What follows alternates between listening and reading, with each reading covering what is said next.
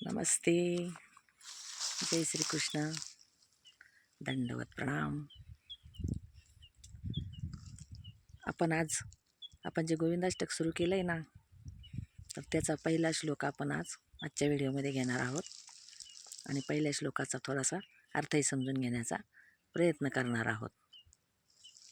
तर आपण घेऊया पहिला श्लोक.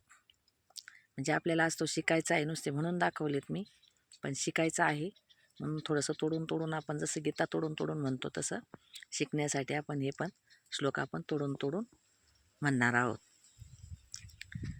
तर पहिला श्लोक आहे सत्यम सत्यम ज्ञान मनंतम नित्य मनाकाशम परमाकाशम.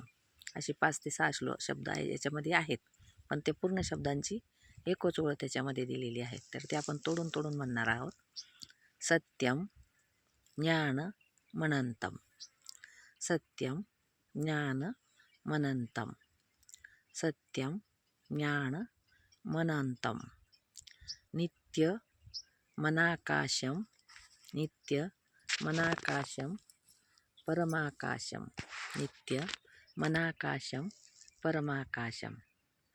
सत्यम ज्ञान मनंतम नित्य मनाकाशम परमाकाशम. सत्यम ज्ञान मनंतम नित्य मनाकाशम परमाकाशम. असं सगळी ती पूर्ण सगळ्या शब्दांची एकच ओळ होते. पुढची ओळ बघूया.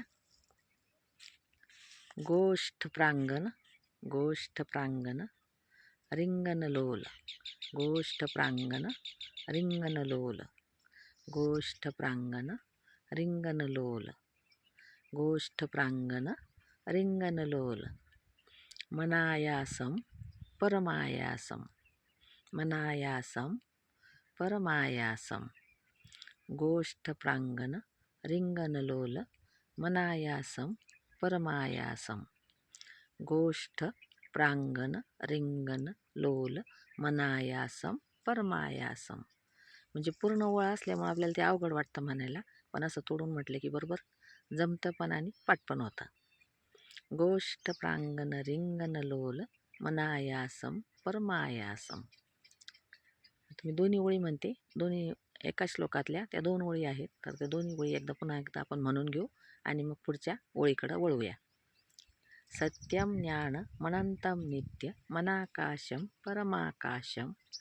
गोष्ठ प्रांगण रिंगण लोल मनायासम परमायासम. वळूयात पुढच्या ओळीकडे. मायाकल्पित. मायाकल्पित नानाकार. मायाकल्पित नानाकार. मायाकल्पित नानाकार मनाकारम भुवनाकारम. मनाकारम भुवनाकारम. मनाकारम भुवनाकारम. मायाकल्पित नानाकार मनाकारम भुवनाकारम. मायाकल्पित नानाकार मनाकारम भुवनाकारम. पुढची ओळ. क्ष्माया नाथम नाथम. क्ष्माया नाथम नाथम. क्ष्माया क्ष आणि म दोन्ही जोडलेलं आहे. क्ष्माया नाथम नाथम. क्ष्माया नाथम नाथम प्रणमत गोविंदम परमानंदम. प्रणमत गोविंदम परमानंदम. ह्या 2 ओळी आता आपण परत एकदा घेऊया. मायाकल्पित नानाकार मनाकारम भुवनाकारम. मायाकल्पित नानाकार मनाकारम भुवनाकारम. क्ष्माया नाथम नाथम प्रणमत गोविंदम परमानंदम. क्ष्माया नाथम नाथम प्रणमत गोविंदम परमानंदम. सत्यम ज्ञानमनंतं नित्य मनाकाशं परमाकाशं. गोष्ठ प्रांगण रिंगण लोल मनायासं परमायासं.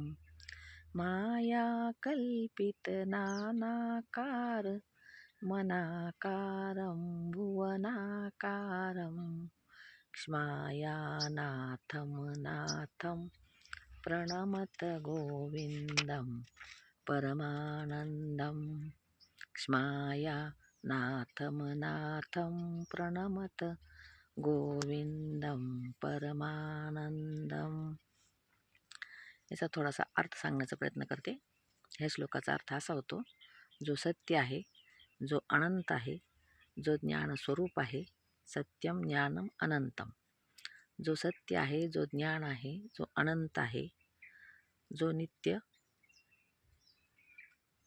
मनात आहे, जो आकाशापेक्षा वेगळा असून सुद्धा परम आकाश स्वरूप आहे. म्हणजे आपण म्हणलं ना, नित्यमन आकाशम परमाकाशम. जो आकाशासारखा असून सुद्धा आकाशापेक्षा वेगळं स्वरूप त्याचं आहे. आपण म्हणतो ना, देव आकाशात आहे, तर तसं आकाशापेक्षाही तो विस्तरित आहे. जो व्रजभूमीच्या प्रांगणात चलता चलता चंचल होतो. जो व्रजभूमीच्या प्रांगणात चलता चलता चंचल होतो आणि परिश्रमाशिवाय सुद्धा थकून जातो. थकून जातो आणि नाना स्वरूप धारण करून विश्वाचे विश्वरूप सुद्धा जो दाखवू शकतो, अशा त्या गोविंदाला आपण प्रणाम करूया, असा ही पहिल्या श्लोकाचा अर्थ होतो.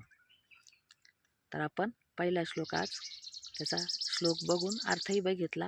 व्हिडिओ आवडल्यास लाईक जरूर करा, शेअर करा आणि कमेंट तर करा आणि सबस्क्राईब करत चला. सबस्क्राईब केलं म्हणजे मग आपल्यापर्यंत पुढचा व्हिडिओ येऊ शकतो. आणि हो, ज्याला आवडत असेल त्यांनी बेल नोटिफिकेशनचं बटन पण दाबून ठेवा, म्हणजे सगळ्यात पहिला आपला व्हिडिओ तुमच्यापर्यंत पोहोचू शकतो. धन्यवाद. जय श्री कृष्ण.